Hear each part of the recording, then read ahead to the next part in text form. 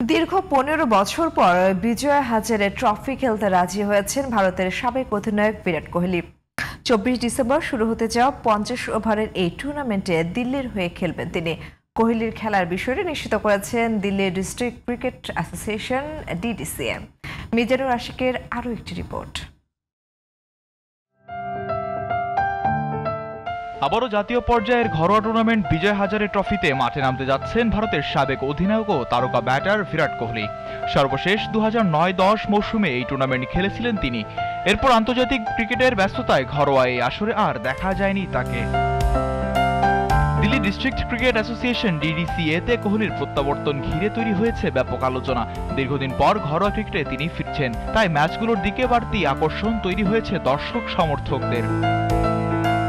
আন্তর্জাতিক ক্রিকেটে সাম্প্রতিক ফর্ম নিয়ে নানা আলোচনা চললেও বিজয় হাজারে ট্রফিতে অংশগ্রহণ কোহলির জন্য হতে পারে নিজেকে নতুন করে ঝালিয়ে নেওয়ার বড় সুযোগ। পাশাপাশি তরুণ ক্রিকেটারদের জন্য অভিজ্ঞ এই ব্যাটারের সঙ্গে খেলার সুযোগটা হবে বিশেষ অনুপ্রেরণার। ৩৭ বছর বয়সী কোহলি এখন ভারতের হয়ে শুধু ওয়ানডে খেলেন, কিন্তু চুক্তিবদ্ধ ক্রিকেটারদের ঘরোয়া খেলা বাধ্যতামূলক করেছে বিসিসিআই। হয়তো এই জন্যই ১৫ বছর পর এই ট্রফি খেলছেন কোহলি। ডিডিসিএ সচিব অশোক শর্মার আশা কয়েকটা ম্যাচ হলেও খেলবেন তিনি।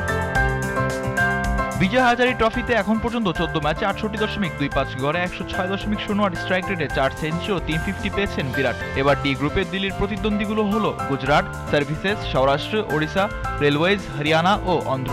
২৪ ডিসেম্বর প্রথম ম্যাচে দিল্লির প্রতিপক্ষ অন্ধ্র।